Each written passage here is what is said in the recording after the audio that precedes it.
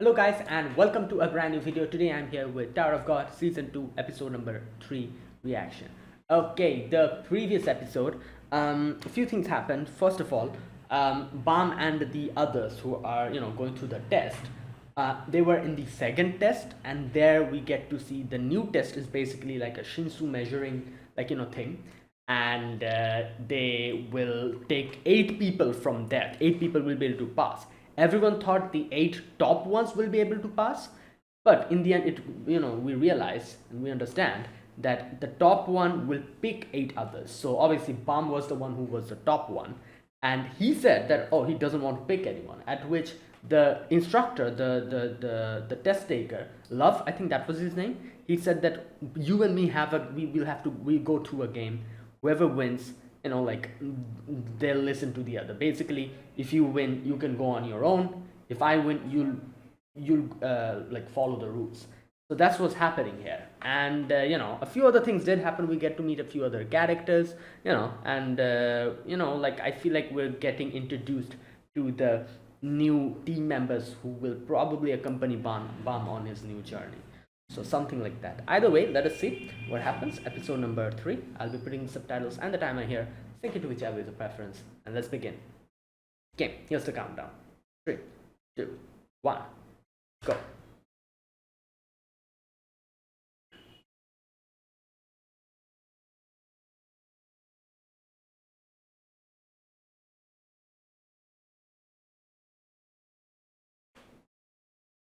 Sure.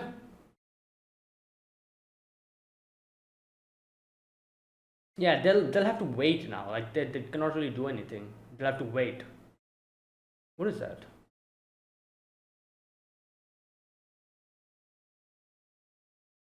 Chief Test Director. Hmm.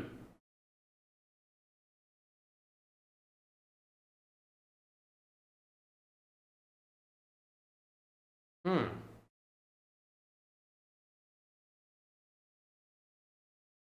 Okay. So right. Oh. Oh. Oh. Okay.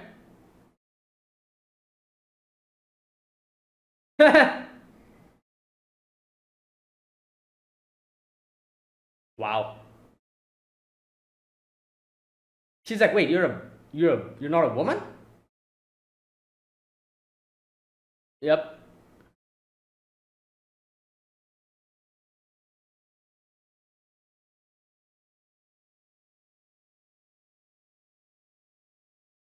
Yeah, I don't think so. He's like, yeah, what?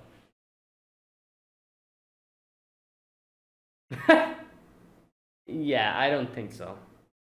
In he What's with the music change? Bro. Oh boy. Oh my god. Just burning.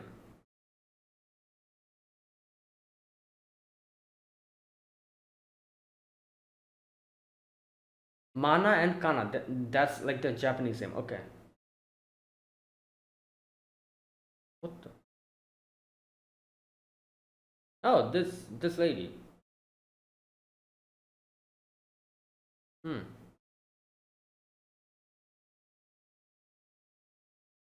One of those.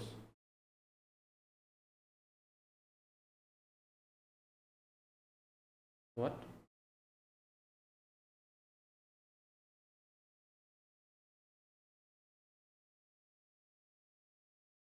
Is something the matter?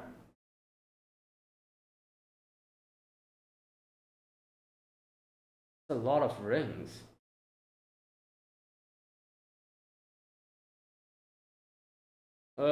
Is she like what happened?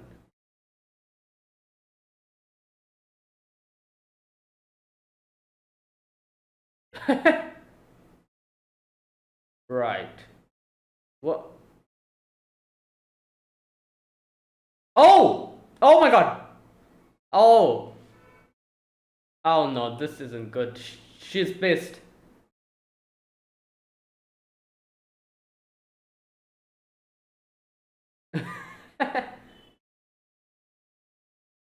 Yeah, let's play Trump, card game.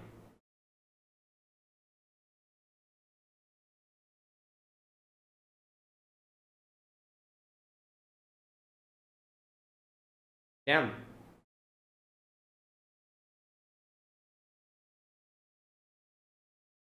Okay. Or maybe not.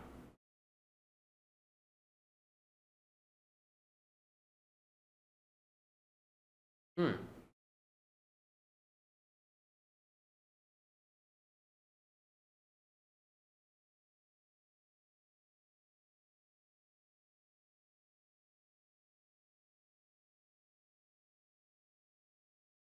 Live together. Oh.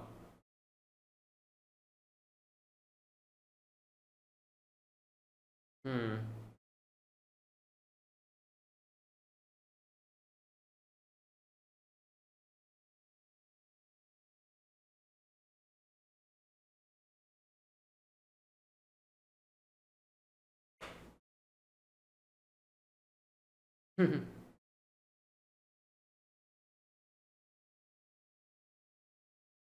Yeah.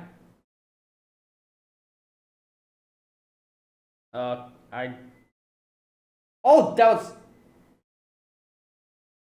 Okay, my sound was up, so it really stung my ear. Love is calling. Oh, that's. We saw that in the previous episode. Yeah, you literally woke us up from the. Damn. In the middle of the night? Okay. I'm guessing bombs test?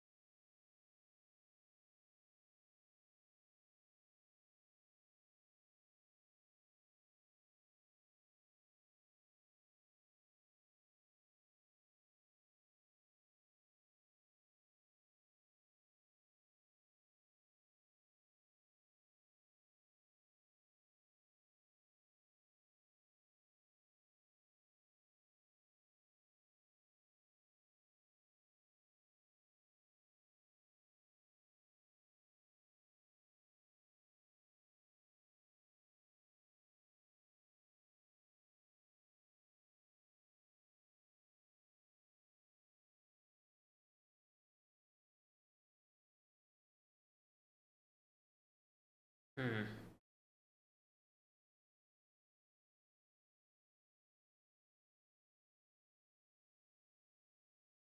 Wait, is this their test? Oh, I thought they were talking about, she was talking about bombs test.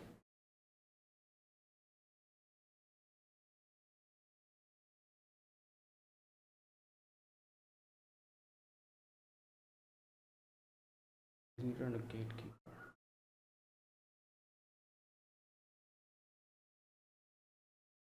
Okay. Okay.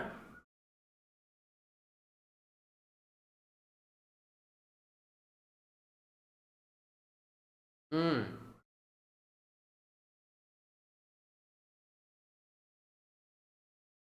Okay.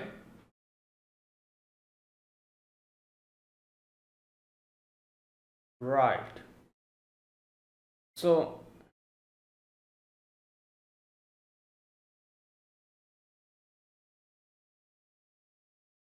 okay. So that's how it works.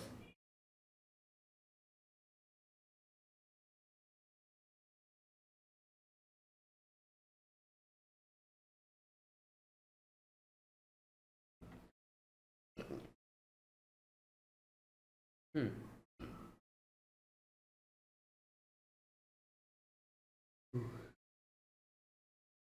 Right.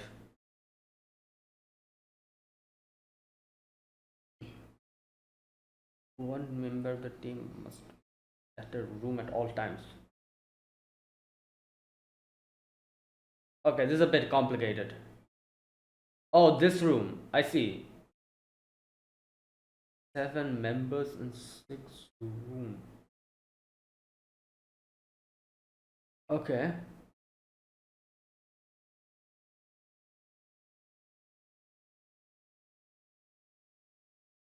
Okay. Right.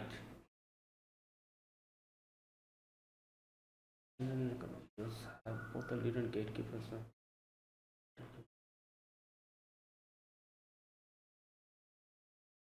Oh, that's why. Okay, extra difficult for him.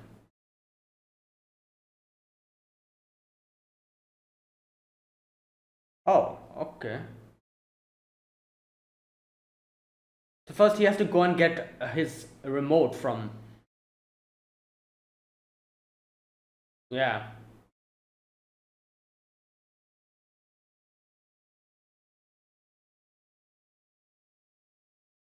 Hmm. Like make like a password between you two or something.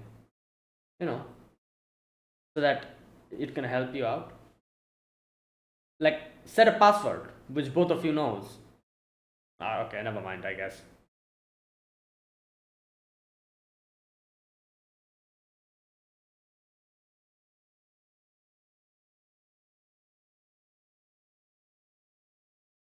Hmm.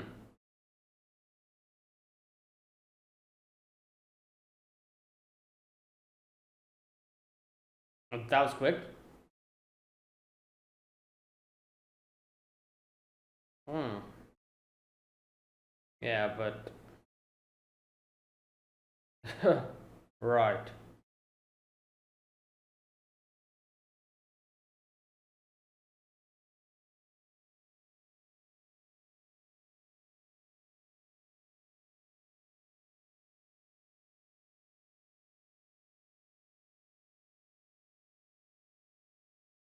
Well, I don't think he.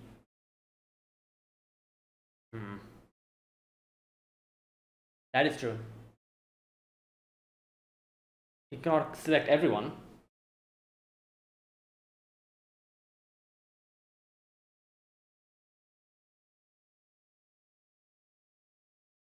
Even the rankers cannot stop. Whoa! Right. The hell is that power? What was that? Did he freeze time or something? What happened? Oh my god. Wait, why is he not affected? Oh, bro, shut up. Okay, so there you go. It doesn't work like that, I guess. Okay. So you have to individually, I guess,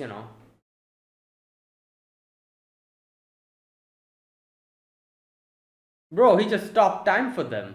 That is. No, don't.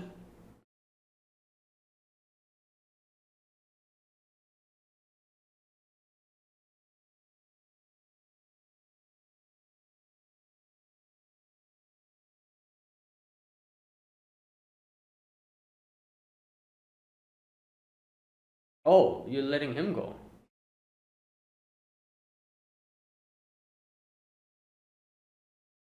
Hmm. Wait, so was he really? That was that. Was that truth? When he said his daughter.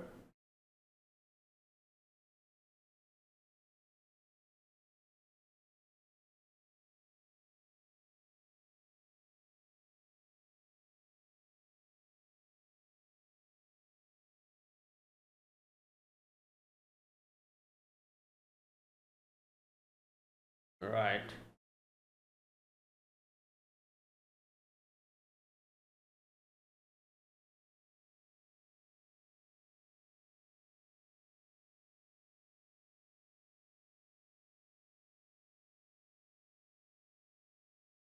Oh. Oh no. I feel like she's no, he's thinking that something happened, but okay, so this is what happened in his life, his past. Oh.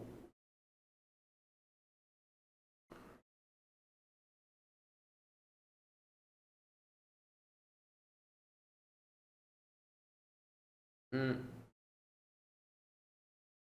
Yeah. Yeah.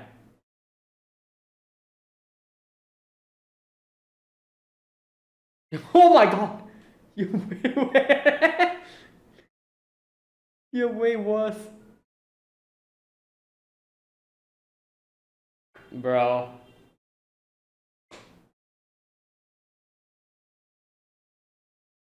Yeah. So then what?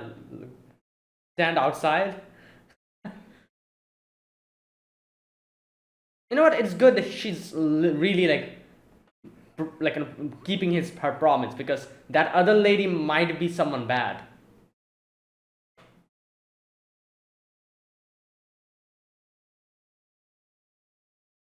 Respectable person.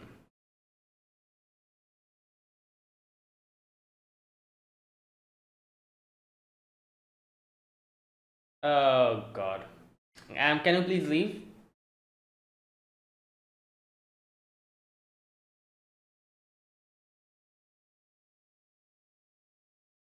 Why are you here then? Nah, man. Yeah.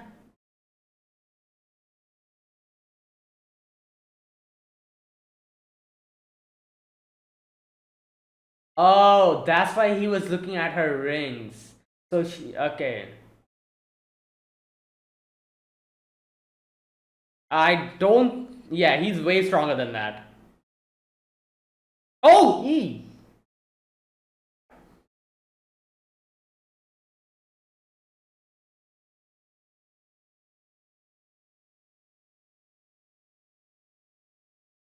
Oh, someone's here. Oh.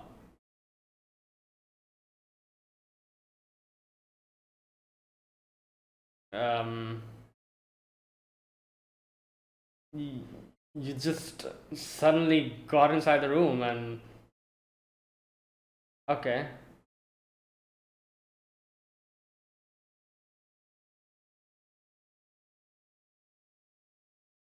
Right.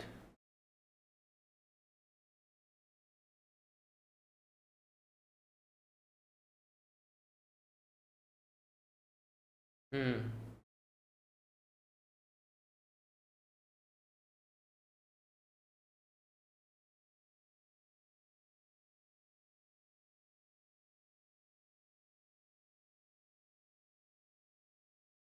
Believe in myself that believes in you. Tengo to pagran lagan. I don't trust her. I was gonna say I'm not sure about her.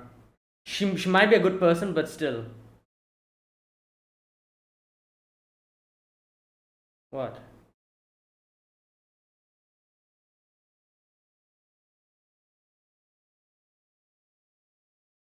No, he might. I don't trust anybody in this test. I feel like everyone is lying.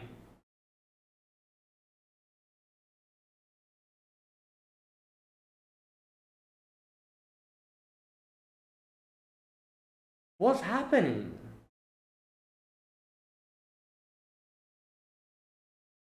Something weird is happening. I don't like this.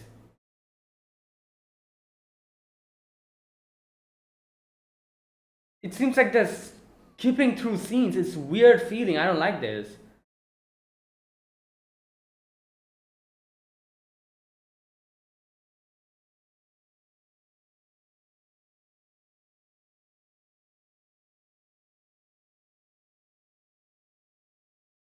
Okay, maybe false alarm. I don't.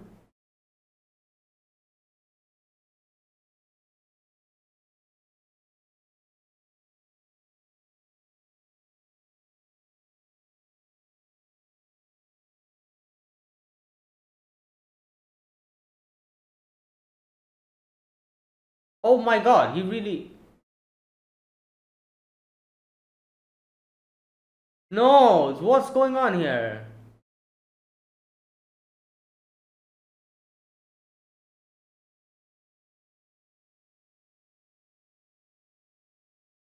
Oh, these guys. These two, we saw them in the previous episode.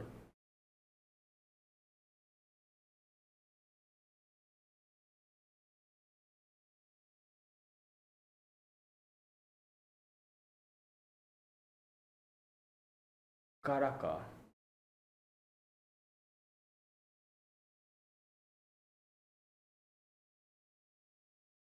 Kill this person.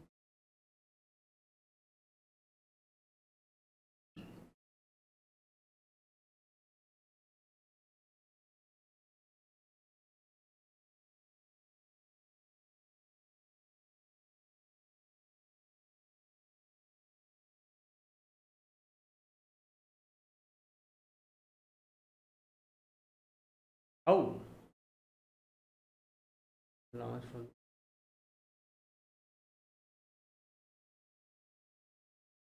Okay.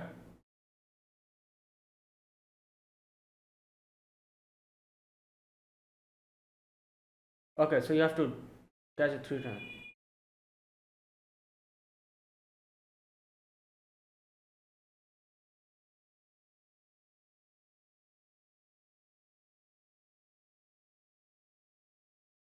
I.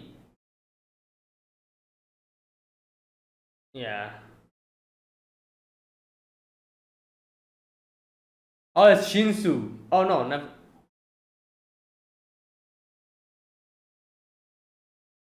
Oh, he. Oh no! Wait, what foul? Why? He's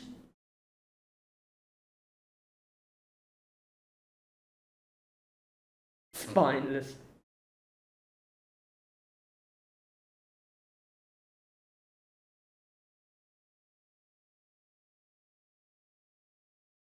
Well, yeah.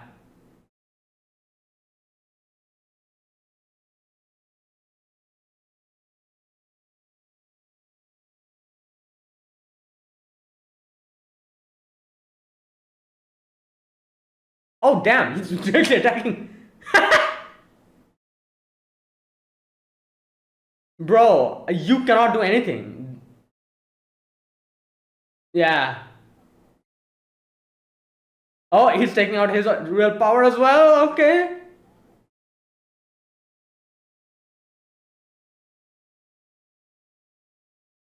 Okay. Oh!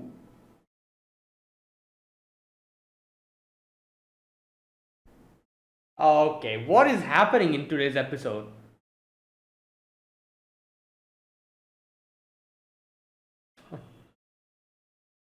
Okay, one thing. I feel like the pace of today's episode was all over the place, wasn't it? I don't know, like it felt like there were certain scenes where I was like, what's going on? For example, that scene with the glasses girl. I was completely confused throughout that whole episode, that section, because it seemed like I don't know, like, and then some. It seemed like the scenes were like skipping or something, like like. But okay, I think like like it's probably like pacing problem or something. Let me know. Is this how it goes in the manga? Sorry, manhwa as well. Like this pacing, because I felt like the pacing was a little bit weird in the middle. The first part was fine. In the middle, it seemed like it was like just you know. But I guess I guess it's fine.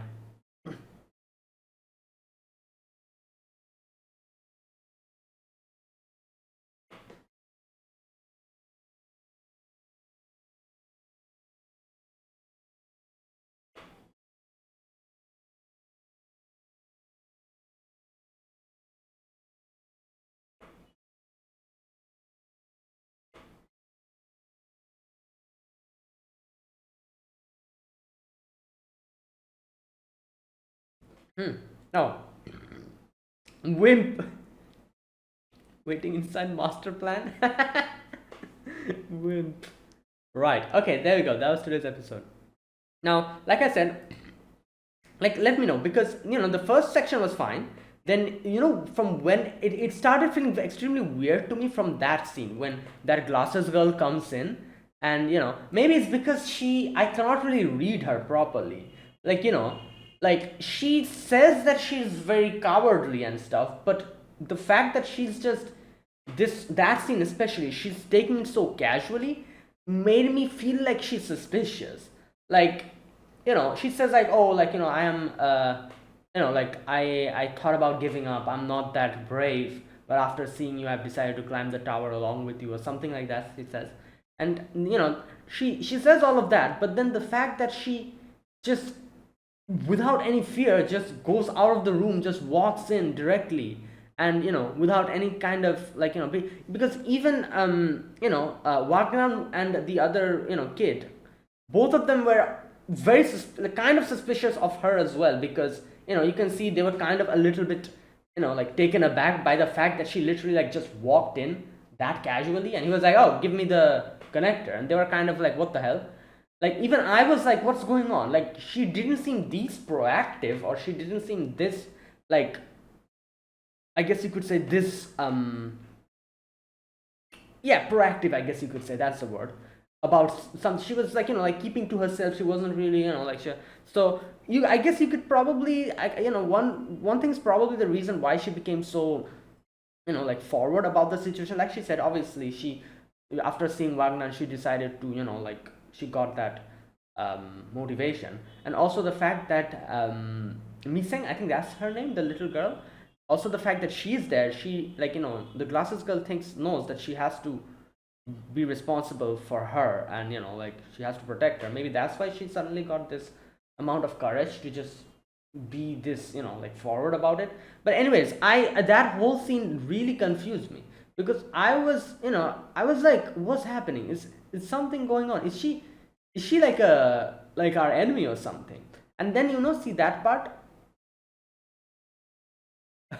when Wagner is like, I'm that inspiring, and she's like, don't get ahead of yourself. The way she said that, what's throwing me off so much? Her freaking glasses. You cannot see her eyes.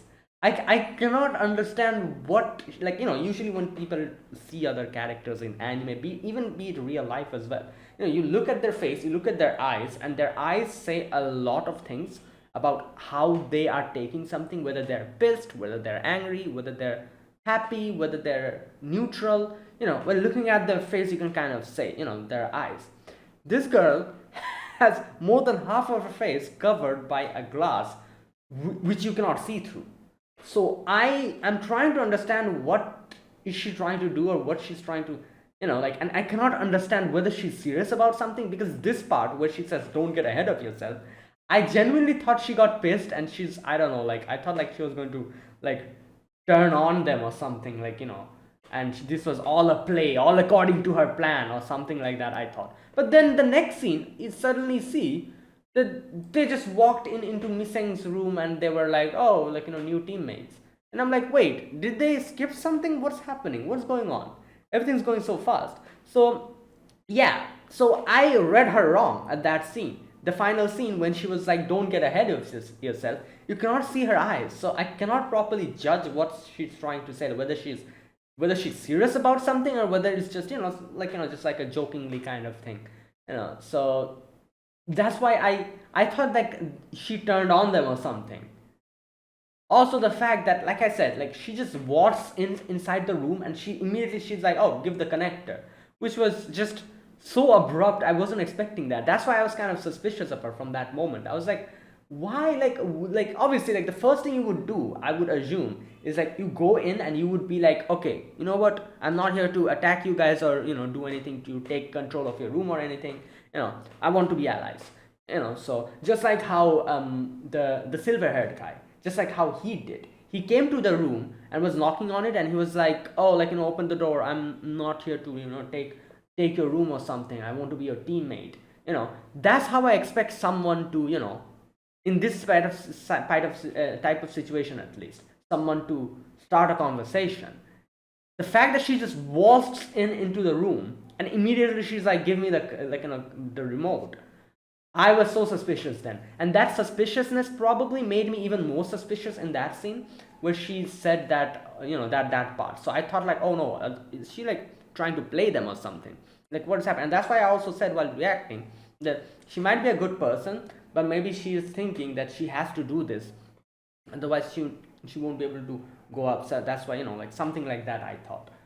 But then I realized, now I'm realizing that no, it was just, I guess, a little bit of miscommunication on my part. I didn't understand what the hell happened there, because I cannot see her eyes. If I can see her eyes, I could probably understand, a little bit as to, what type of, person she is. So that's why I'm even more suspicious of her.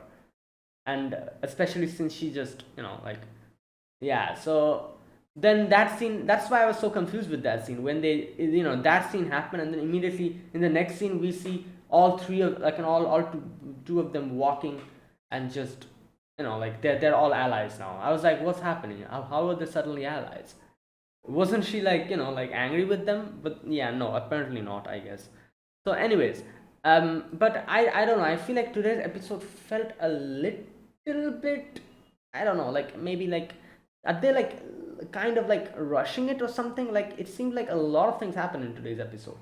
And and not only that scene, the scene after that where we get to see Love and Viola fight, that scene as well, everything happened so quickly. I was like, okay, it seemed like the pace is a little bit quick, isn't it? Or maybe this is literally how it goes in the manga, who knows? I'm not really sure because I haven't read it. So you guys can let me know if the pace is like this in the source material as well. But to me, it seemed like the pace was a little bit higher today. Now, a few things I need to discuss about today's episode. First and foremost, that guy, the silver-haired guy. So, was he telling the truth then in the previous episode when he said that, oh, I'm also there? Like, I think he was kind of lying maybe, but it probably wasn't a whole lie. I thought he was completely lying. So, he said, what he said in the previous episode was like, oh, I need to go to the top of the power to meet my kid, or something like that, he said. Something like that. And then the next part was obviously a joke where he said like, oh, now that I think about it, this girl might be my kid, So that part was probably a joke. But the first part, maybe it was not completely a lie, or like, I really thought he was acting over there, just so that he can go, to climb the tower. That was a lie, I thought. So there was a little bit of truth to it. So from what we can see, apparently in his past something happened and some people took away his child. And I'm assuming he's climbing the tower probably to go to the top of the tower. And you all know like what happens if you go to the top of the tower. You'll get a wish. You'll get what you wish for. So I'm assuming his wish is probably going to be I meet my I can get to meet my child again. Something like that, I think it will be. So that's why he's trying to climb the tower. Okay, so that wasn't a lie. I guess no, it was a lie probably in the previous episode, but it wasn't completely. At least the fact that he's really doing this for her daughter, that is probably true. But yeah, so okay, I wasn't expecting that though. And that is why he's so, I guess you could say, as we see, he's so protective of Miseng, because when that lady came in and was like giving her candy and stuff, he immediately realized this lady is a scammer. Especially looking, once he took a look at the rings and everything, he was like, oh, this lady is not good. So that's why, yeah, and it got proved in the later part where we see that lady comes in again, and she was like, oh, should we work together? And he was like, nah, man, and he attacks her back. So okay, so that's the first thing I want to discuss about the fact that what he said in the previous episode was probably not a complete lie. He's probably really doing this to get to meet his daughter again. That wasn't a lie then. But I feel like in the previous episode, the way he said that made it seem so much like a lie. Like he was literally like it seemed like he was crying crocodile tears or something like that. And especially at that type of timing, So I thought like, oh my god, he's lying. But no, turns out it wasn't a complete lie. He probably is doing this for his daughter. Now, that was the first thing. The second thing is obviously the fact that okay, Love and Bam, both of them, and their test, what like how they can, like what the test is about. So Love here, I think he gives like the rules of the test, which is okay. I'm going to read this. Let me try to find it first.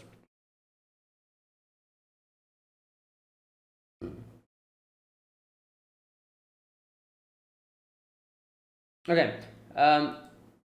Have you changed your mind about accepting teammates and climbing the tower? I'm going to read this whole section because there was a few things that went over my head here. I didn't understand. So doesn't seem like it. Okay.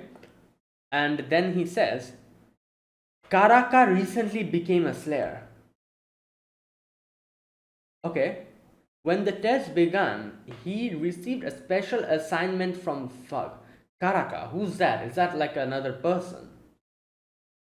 To kill the specified regular during the exam, help a regular pass the exam, okay, or make all the regulars fail and be the only one to pass. Every one of those options involved ignoring the test's rules, which makes sense. There's no need for me to respect those who cannot respect the rules. Okay. So then he gives the test, the details of what the test will be. I'll give you a chance. Okay, now I have to understand what this test is about because a few things went over my head here. If you can catch the connector launched from this pitching machine before it is caught by the glove over there, okay, I will give you the connector. So if you can catch it before the thing gets to the other, okay. So obviously the other one goes behind Bam, so from there it will come here, so he'll have to catch it. Okay, you have 3 attempts. If you fail to catch it a single time, you're out. You'll fail the test. But if you give up before you're out, I'll allow you to climb with the remaining test taker. So basically he's like, oh, if you surrender and say that, oh no, okay, then I'll let you. But if you fail, you're out completely. Like, here's the thing, I don't understand one thing. Like, he says that you will be disqualified, doesn't he? Yeah. 3 attempts.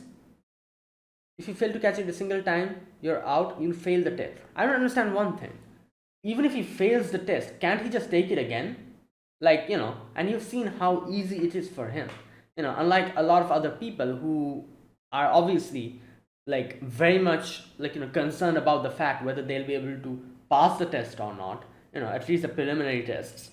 Bam doesn't have that worry. He can literally, even if he fails the test, he can just go back and he can take oh, I guess there's like a time thing. Oh, like it happens like a, or does it? I'm forgetting.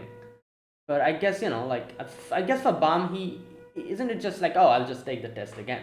But obviously I like obviously the best thing in this situation is not failing the test. So I guess Bam obviously will try to, yeah. But I feel like if he said something like, oh, you'll be banned or barred from taking the test ever again, that would be very serious. I can understand that being very serious. But even if he fails him, he can just try again, can he not, in the future? Right. Okay, here we go. If you give up attempts, okay, yeah, that's that. Right. Then we have, I may interfere with your attempts. There you go. I may even accidentally kill you in the process. Will you still take the test? And he's like, yes. Okay, so there you go. Test. Let the test begin. Fire the first round. So the first round goes out. Okay, I don't understand what the hell happened here. Bam tries to stop it. Oh, he tried freezing time, and that is why he said this is, you're cheating. Yeah, he comes in and he kicks it out. So that's why he says like that's a foul. Okay, I now understand. I was like, why did he like what foul is it? He tried to. I guess I'm guessing is this is probably outside the rules. Like literally stopping time is outside the rules. But why? Isn't that his power? Can he not use that? Like like I don't understand. Why is it a foul? Like if you have the right to try to stop me however you want to, I have the right to use whatever is at my disposal to try to catch the thing. Is it not? Like but I guess you know what, I guess I can understand. Like he's literally stopping time. I guess in a way that is cheating kind of. Right. Okay. Now, like I said, I don't even know if that's him stopping time. Maybe it's something else that he's doing. Who knows? You know. But it seems like he's stopping time, and it's not like stopping time for everyone. He's stopping time like for a target, like a specific target. That is why at first when he used it on what was her name? The girl's name? Yuli? No. Yon? Yeah, Yon. First, when he used it on Yon, when the other guy, I think his name was Prince or something, he comes in, he wasn't affected by it. So, and then Bam uses it on him as well, and it works on him. So it's like a target oriented. It's not like he's freezing time for the near vicinity or something. He's targeting someone, and only that thing is getting stopped in time or something like that. That is why here you can see he stops that particular thing, and that is why Love could still move because he didn't stop his time. So okay.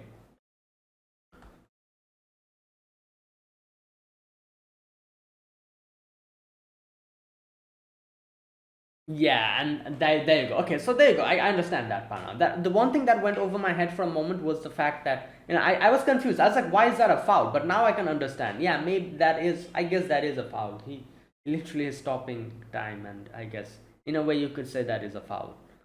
Um, but like I said, can't you just say that? Oh, that is something that I'm using. That's my power. Why is it a foul? It's my power. I'm using it. So I don't know. Anyways, I guess that's the rules. Right, so that was that. Now, another thing I want to talk about here is that guy, Rick. What was his name? Demon or something? No, what was his name? The bodyguard guy, the princess bodyguard. He is apparently dead.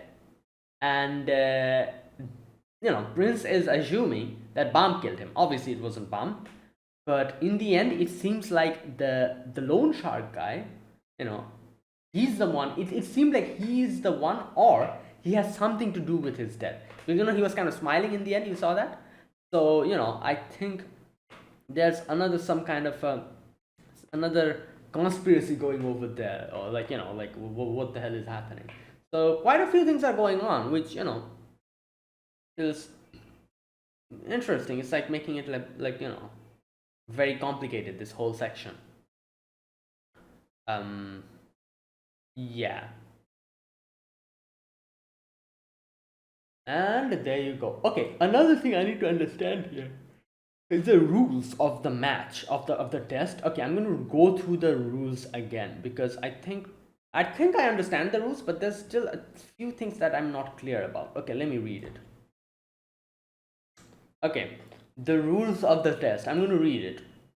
According to Love, this is called the trustworthy room. Okay, teams of at least 7 players must secure 6 rooms. Teams of at least 7 players. Okay, so each team should have at least 7 players. I guess that makes sense because he was going to make Bam choose 8 people, so it's going to be like a group of 9 people. So now he's saying like, okay, at least a team should have 7 people. So it's literally is going to have the same result. If one of the teams win, it's going to have the same result, which is like a team of 7 or 8 people will be able to go forward, which I guess makes sense. Okay. Must secure 6 rooms. Okay, 6 rooms. Right. Fast, please use your remotes to select a leader and gatekeeper. Okay, here's another thing we need to understand here. The fact that he mentioned teams of at least 7 people, or was it 6? Something like that. So that means that you cannot make teams willy-nilly. Like, at least 7 players. So 7 is the minimum. you need at least 7 players and one team. You cannot be like, oh, like I'm this 2 are a team, this 3 are a team, this 4 are a team. No, it won't work like that. You know, there are a limited amount of people here. I don't know exactly how many people there are taking this test. Let me just assume, like, let me just guess, like, maybe like 14 or something like that. Like, no, okay, no, not 14, 16. Let's take 16 people are taking this test. That would mean there would be at least 2 teams. There would be at least 2 teams here. So it's definitely, the number of players are definitely more than 14, because otherwise the test wouldn't even make sense. If there were like 13 players, it wouldn't make sense. 7 is in one group, that would mean the other group will 6, so that's not even a team. So automatically one team will win. So again, that makes no sense. That means the number of players are above 14, which will make roughly 2 teams. So I'm assuming like the number of players participating in this test is like 16 to 20 players. So there at least be 2 teams. So that would mean that like they will have to make a team actually. Like I said, you cannot be like, oh, we 4 are our team or we 3 are our team. It won't work. You will have to take at least 7 people. So that means, like, I guess in a way, if you think about it, if you're able to recruit, but no, wait, what about this then? What if everyone says that, oh, we all are in one team?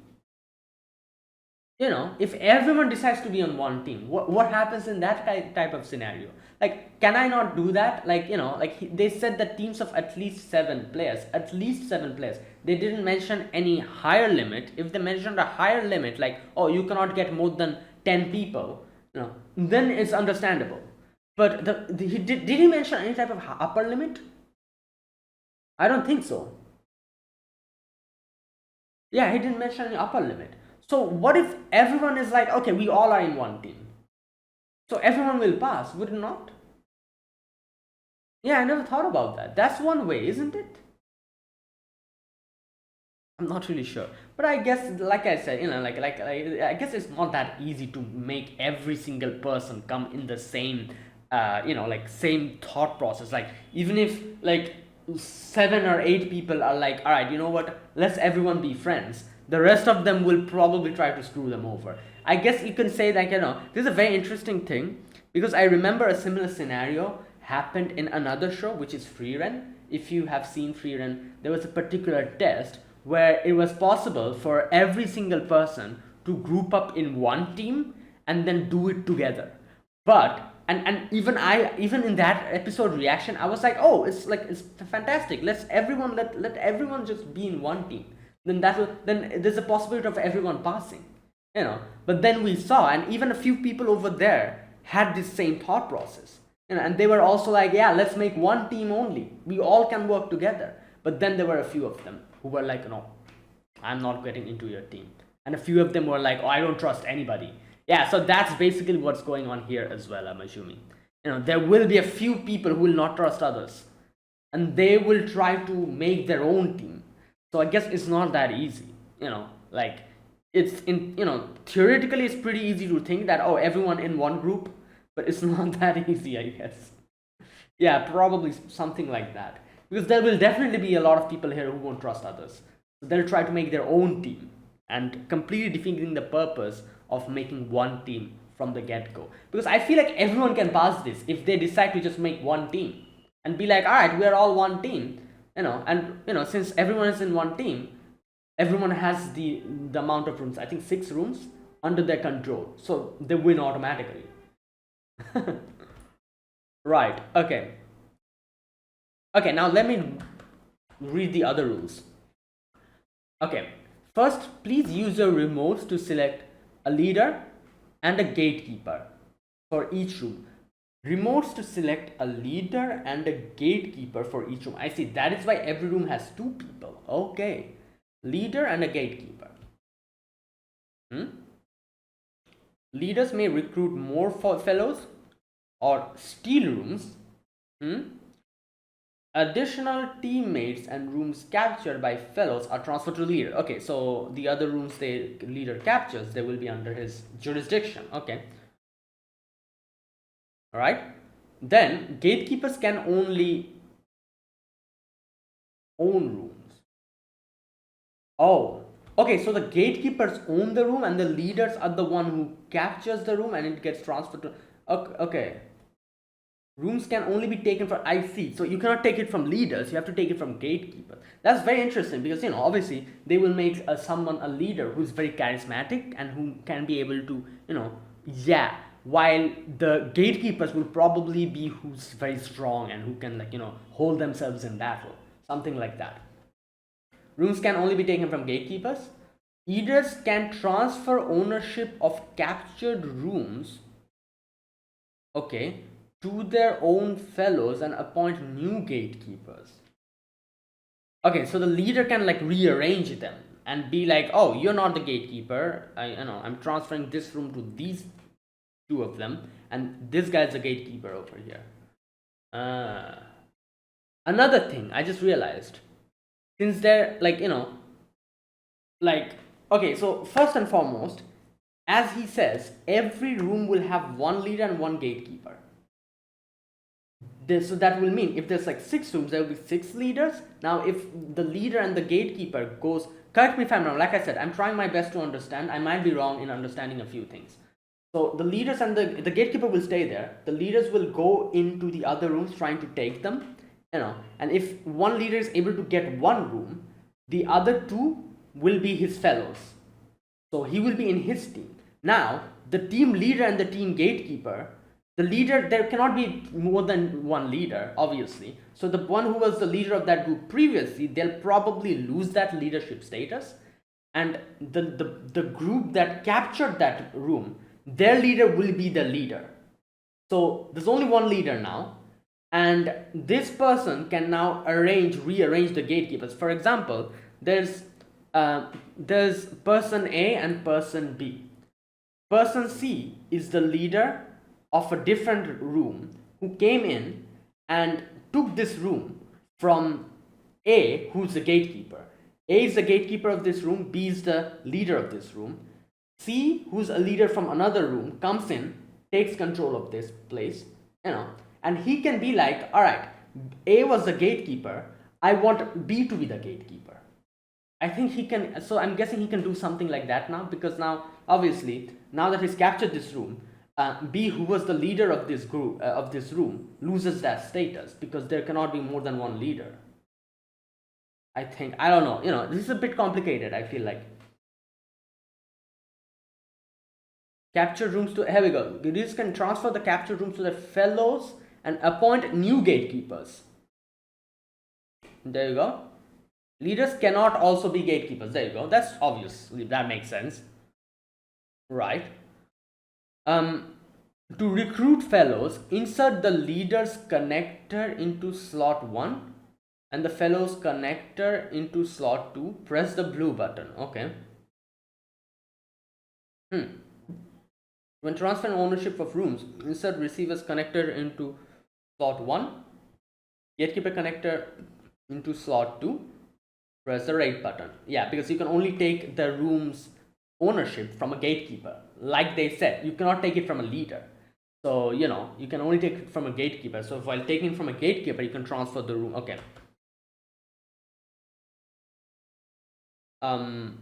Remotes can be used to lock and unlock the rooms. Okay. Please do not leave your rooms with your...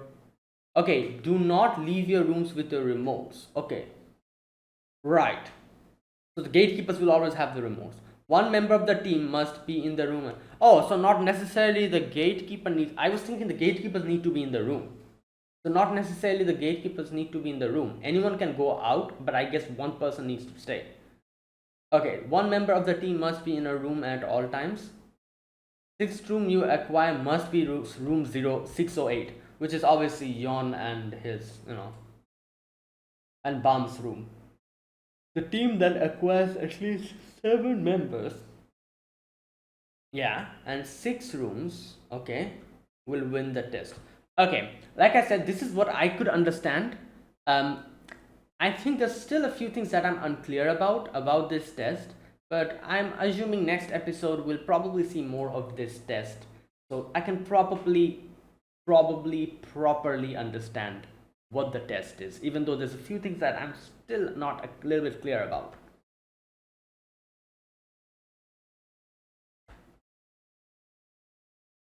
Okay, here's the thing. So yeah, I think this I'm correct in thinking. So when Love says use your remotes to select a leader and a gatekeeper for each room, there you go. So there will be multiple leaders at the beginning, but as we keep going, as someone keeps recruiting people, the leaders will lose their position and they'll become fellows. Like, I think I'm correct in assuming that. Yeah, because he literally says there, use your remotes to select a leader and a gatekeeper from each room. Each room have one leader and one gatekeeper. But if one, like room leader captures the other room from another gatekeeper, then the person who was the leader of that group will lose that leadership status, I guess. And something like that. And the new leader can now appoint gatekeepers in the other rooms as well. I guess that makes sense because, since it's basically like you're conquering the rooms and you have to like keep people to defend that room, otherwise another team can come in and get you, that kind of thing. Yeah, you know what, one thing I said at the very beginning of this discussion, I said that if there was like 10 people, then the test wouldn't even make any sense because you need 7 people in a group, so there can only be one team. But I guess not necessarily in that sense if you think about it, because I kind of like um I think misunderstood one thing, or now I'm understanding it. Like, so basically, at the beginning, like I said, at the beginning, I said like, oh, there need to be at least like 14 people so that there can be two teams so that they can duke it out.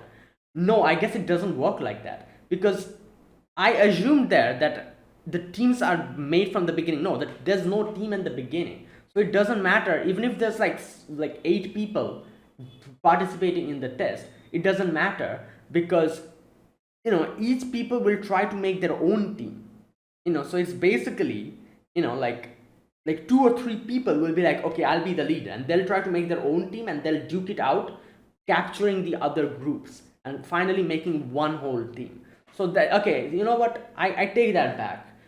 Not necessarily you need like 14 people or minimum 2 teams to fight out. No, it can be lesser than that, it doesn't matter. you know but obviously the number of participants won't be less than 7 because that defeats the whole purpose of the test. It will be more than 7. Even if there's like 10 people, it will still work out because everyone starts individually. They are increasing their followers, and that's how they're conquering every single room. So I guess it doesn't matter. It's not required there needs to be 2 teams from the get-go. Yeah, since everyone starts individually. Okay, I see.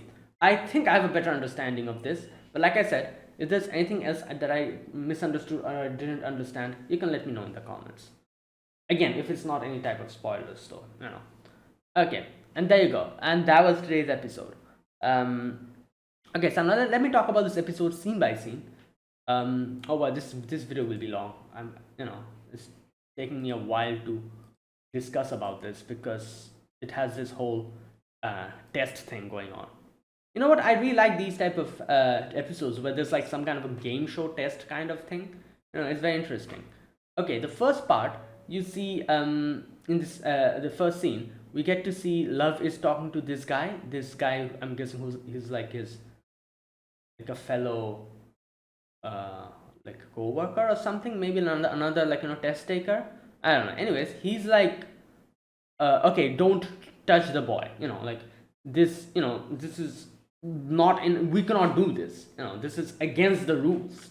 Even if he's from FUG or whatever, we cannot do that. We have to follow the rules. However, he's like, no, I'm not going to. I'm not going to listen to. What's ironic? He talks about. Oh, I guess he did mention himself. Like, I was going to say it's ironic that he talks about rules being broken, but then he himself is breaking the rules. But I guess, like I said, he himself actually mentions this later, that I don't care about following rules for people or against people who themselves break the rules. So basically his logic is like, since FUG or you are breaking the rules, I also don't care about the rules at least while dealing with you. I only maintain rules when I deal with people who maintain rules themselves. So anyone who breaks rules, I can also break my rule for them. Basically, that's what he said. Okay. Anyways, so in the first part, that's what happens, and then we get to see Bam coming in, and Yon is like, oh, like like because obviously she didn't realize he's a girl. He's a boy, so she's like, oh, like if you expect something from me, you won't get it. And he's like, what are you talking about? I don't expect anything from you. And he literally like shoots her down, and she gets pissed off at that. But before she's able to do anything, um uh oh no, she's like, I'm going to kill you. Even if we're teammates, I'm going to kill you.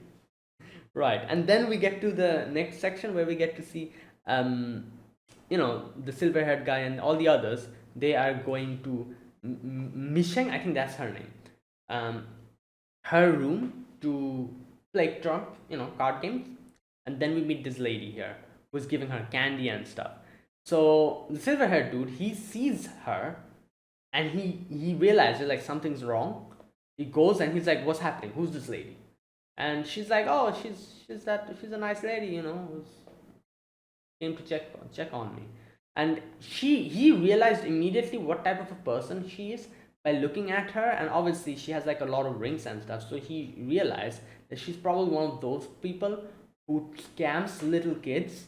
And I think she like makes a profit off of their ignorance, of children, like of little kids ignorance.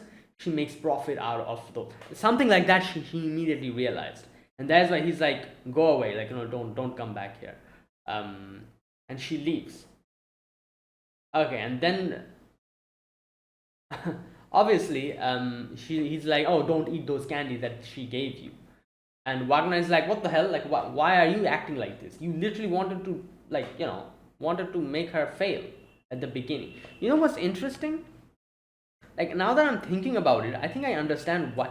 Like he genuinely was in the very first scene where we see him, he says something like, oh, you guys won't be able to do anything.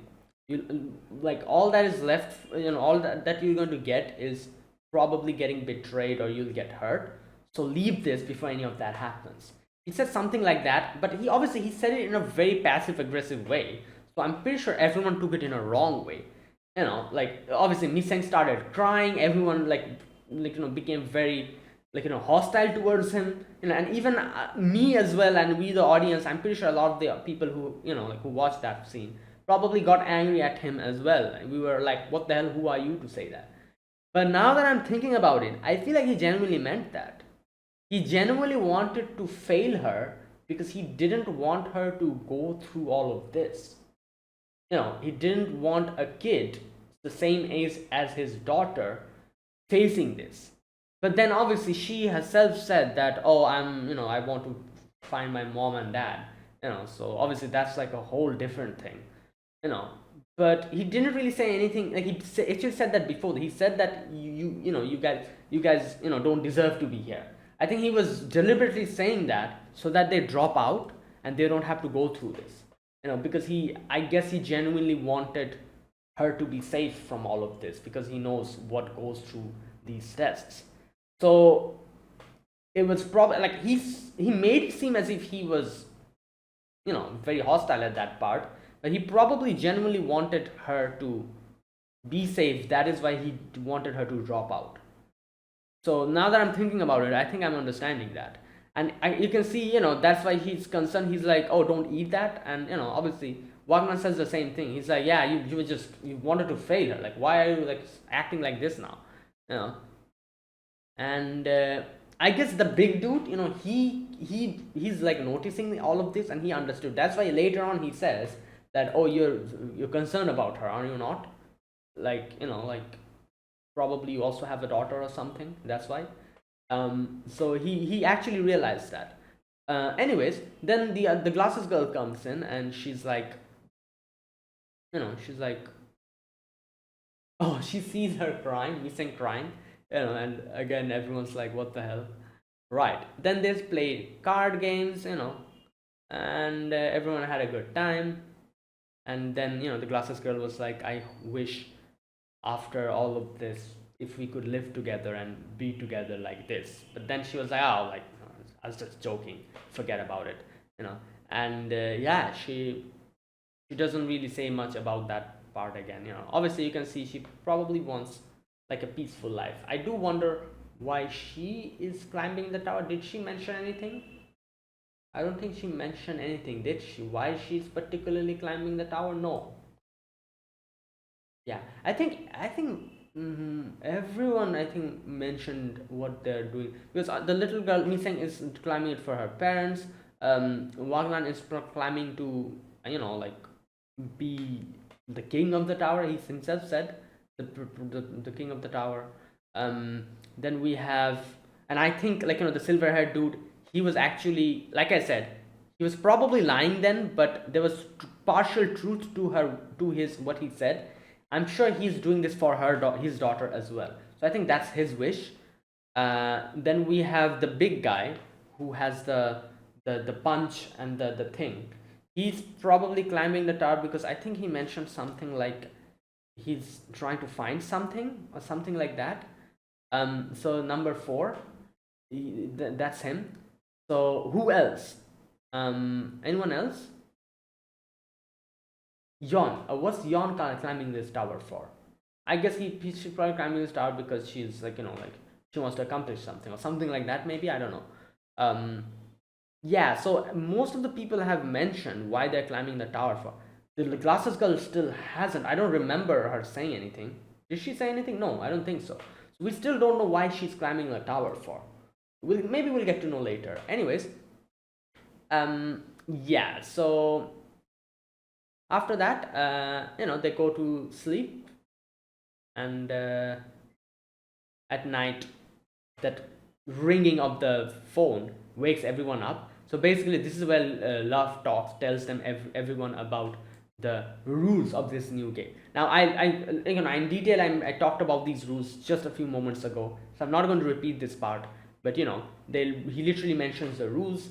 Like I said, I'm quite clear about the rules. There's a few things that I'm still not like really sure about, but basically it's like a capture the room kind of thing. And there at least needs to be one team of 7 people, so a group of 7 people will go to the next round, kind of like that. And the last room they need to conquer is this room 6, so this one where Bam and Yon is. So that's the thing.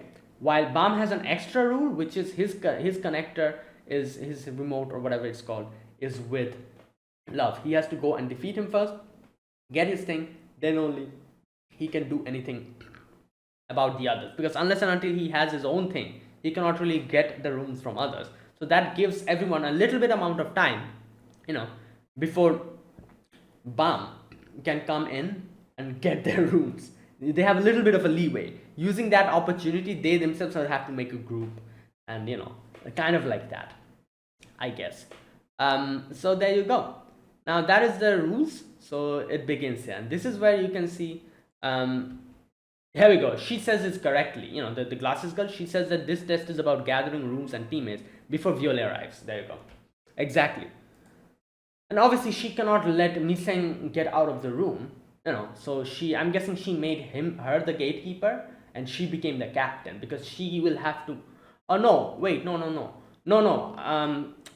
Here's another thing. I was under the misconception that the gatekeeper needs to stay in the room. No, they mentioned that there just needs to be a gatekeeper and a leader, and any one of them can stay in the room. So maybe the gatekeeper can go outside the room as well. If that's the case, I think she probably made Miseng the leader, because obviously being the gatekeeper would mean she would get attacked. I don't think the glasses girl would let that happen. So the glasses girl probably herself took the role of the gatekeeper and made Miseng the leader, because obviously nobody has any reason to attack the leader. They don't hold any type of power. The one who is the owner of the room is a gatekeeper. So I think she became the gatekeeper. Let me check if she says anything here. This test is about gathering rooms and teammates before Violet arrives. Right. Just a minute. Just a minute, guys. Okay, so yeah, so she says, do you understand? We cannot hide. Okay, whatever you do, do not open the door until I come back. Okay, got it. Don't cry. I won't cry. I'm not a kid. She literally cries in the next moment. Okay, you're a big girl. Okay. Uh, okay, I'll be back. Okay, she doesn't mention anything about who's the leader or the gatekeeper. So I'm pretty sure she became the gatekeeper.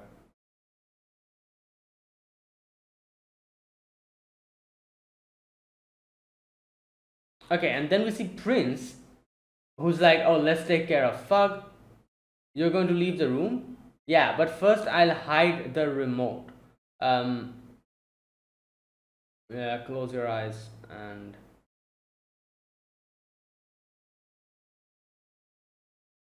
even if you lose, you cannot take my remote. And he's like, oh, yeah, I'm joking. Okay, anyways. Okay, so that's that. And then we see Yeon also tries to stop Bam. He's like, it's because of your selfishness. We would have all been able to go up if you didn't do it like this. You know, if you had just chosen teammates, we could have all been happy. At which he says, like, obviously that's not true. Like, few people wouldn't be happy because you cannot choose everyone. Anyways, she's like, no. Okay, he's like, please give me the remote. If you're going, I'll stop you by force. Not even the rankers from Yeon can stop my flames. And he just.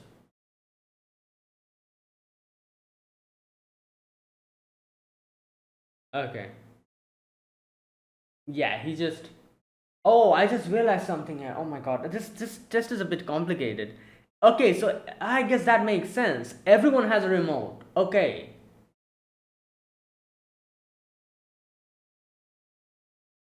Wait, didn't they say that you cannot take the remote out? Wait. Just a minute. Let me go back again.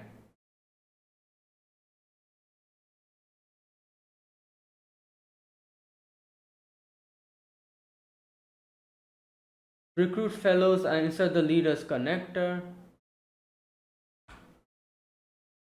Oh, no. The connector. Oh my god. Oh, so there's two different things. Okay. Yeah. I just realized that. So there's the remote and then there's a connector. Oh.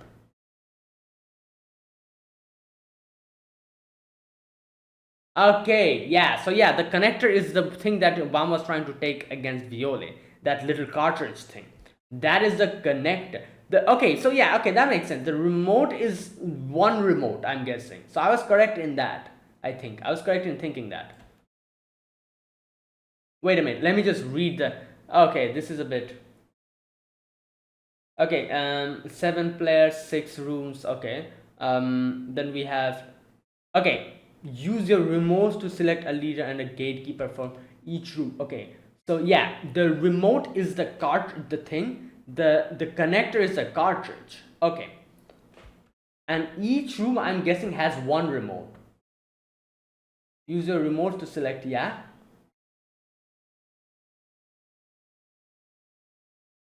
Hmm.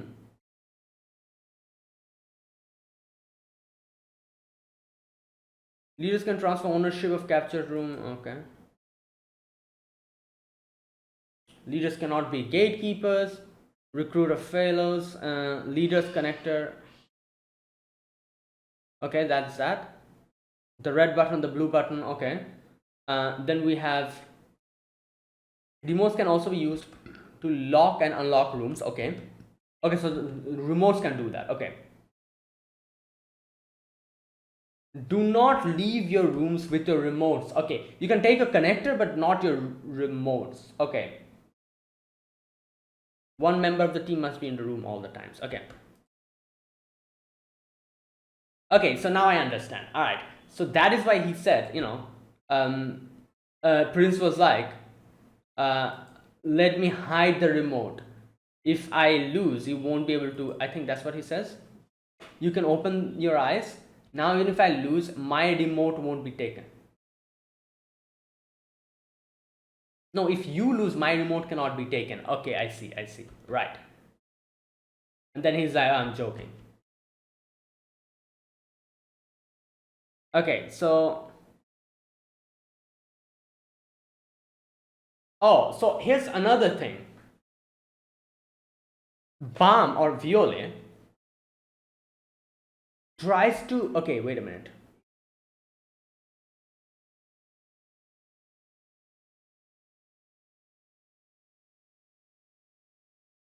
Okay, please move. Don't you get your selfishness, this and that.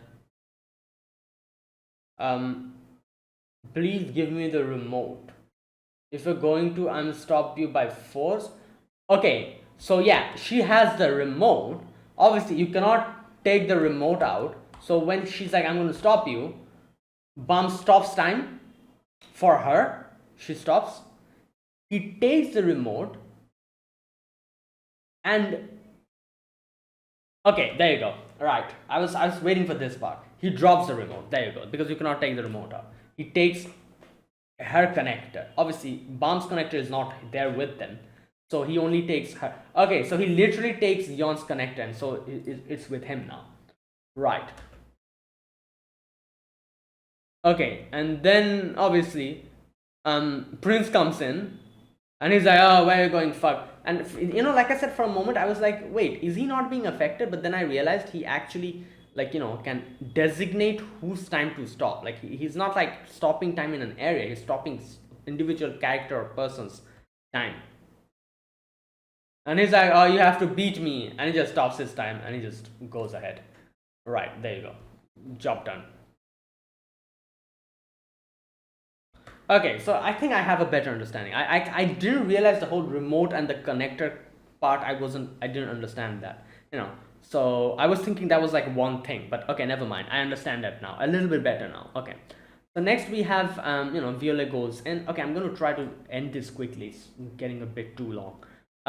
He goes off, and then we have this conversation. The silver haired guy talks to the big guy, and the big guy is like, you're concerned about her because yeah, like maybe you have some kind of a situation in your past as well. Anyways,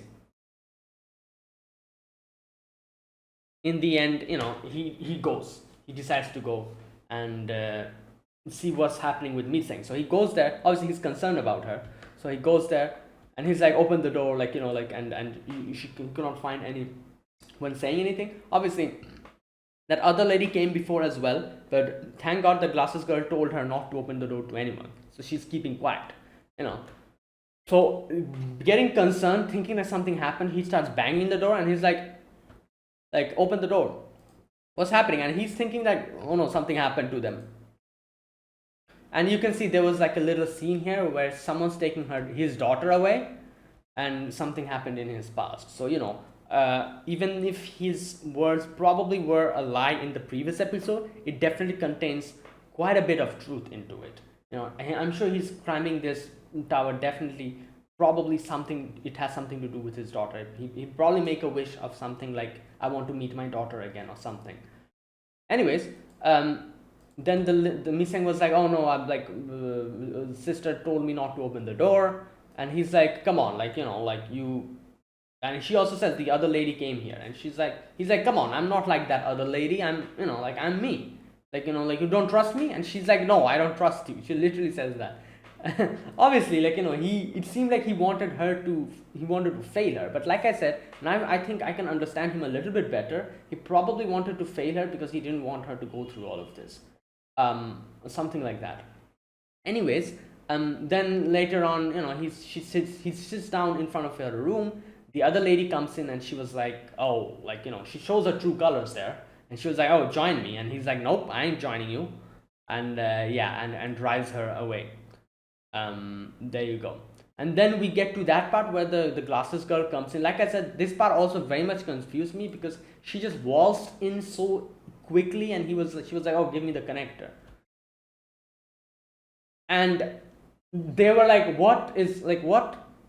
And she's like, wait, you say you don't trust me? Like, I would like to say that yes, because yeah, we did become a little bit friends, but we are not really acquaintances or like know each other from the very beginning. We're still strangers. So her like just waltzing in that quickly and being like, oh, you don't trust me, feels very suspicious. If I was even in the situation, if she did something like that, I would also be suspicious. I'm like, what the hell? Yeah, we did have a, like we did become friends kind of, but we don't even know us that much. Like we don't know what each of us are, what lengths we are willing to go to accomplish our objective. you know so yeah, I don't trust you. You're technically a stranger. you know so but then she was like, it's fine, all right, and she just gives her, like, connector to which obviously shows that, yeah, she definitely is an ally. Otherwise she would give her connector away like that. So, she's like, you can accept me as your teammate, it's up to you. And she also says, I was thinking of giving up, but looking at you, I think I want to climb the tower. Like I said, I was a bit confused here because the way she was talking here made me think she was suspicious. And like I said, again, you cannot see her eyes. She has a glass that blocks. Nobody can see what she's like, like how she looks like, and you cannot properly see her face and understand if what type of face she's making or something. So you cannot really, I don't know. But anyways, I was a bit like, still a bit suspicious over here. And again, I feel like the episode went so quickly and things were happened so quickly that I feel like I got a little bit overwhelmed by it. So that's why today's discussion section is so long, because I'm little by little taking everything in. Okay, and then again that happens again, and next thing starts now. This guy comes in, the loan shark guy comes in, and he's like, oh, like he's dead. That guy. His bodyguard is dead. And then next scene we see like Miseng and all of them, they've become allies, obviously. So we have this group 1, 2, 3, 4. And 5. I'm guessing that big guy as well. 6, I guess 6. The ramen kid. I think her name was Nia. Yeah, all of them. So I need to remember all of their name little by little. And I little by little, I think I'll remember everything. Okay, so yeah, and then we get to see that part where Prince comes in and sees the bodyguard dead, and and then we have those other guys come in and them being like, oh, should we team up?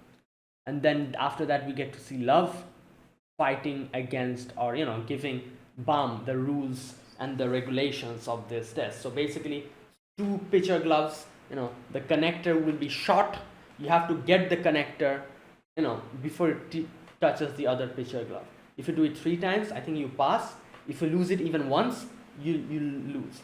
Also, if you want to give up, then you can give up, and then I'll allow you to go ahead. So that's the rules basically.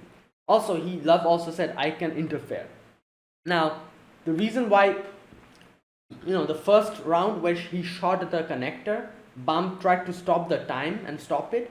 He said like, oh, that's a foul. I'm thinking because he was trying to stop time. That is probably why he said that's a foul. So that doesn't work. So that is why the next time when, he shoots the connector, Bam goes directly and tries to attack Love. And then Love also goes and tries to attack him. He stops his time. Yeah. And then he's like, it doesn't matter, I'm stronger than you. He punches Bam. And Bam completely gets smacked into the wall. And there you go. Then we have the final scene where Prince has become the new, has this new group now. And the loan shark guy, he's smiling in a weird way. So I think he might have something to do with the death of that guy or something like that, and he's planning something. Let's wait and see. Anyways, and that was today's episode. This was a big video, a big discussion, because like I said, I had to understand not a lot of the things, but I think like most of the things from that section onwards, when the rules were told, it didn't get into my head. So now that I'm little by little, I went through that section, I think I understand most of it. The rules of the games and everything, how it works, the connector, the remote. Like I said, I completely didn't understand the whole remote and the connector part. That's why a lot of the things were going over my head. because I wasn't able to properly realize the true essence of those two and how both of those worked. But now I understand, and I think I have a better, clear understanding. You can still let me know if there's something else you want to add in the comment section. Maybe something that will help me understand it a bit more or something. But no spoilers, please. Okay, and yeah, thanks for watching. If you guys, that was it. If you guys enjoyed this video, be sure to press the like button, subscribe if you're new to the channel, or you haven't subscribed, comment down below. Anything you want to say, anything you want to let me know, I'll check them out. That's it. Thank you for watching. I'll see you guys next week with another episode of Tower of God. Until then, goodbye and have a nice day.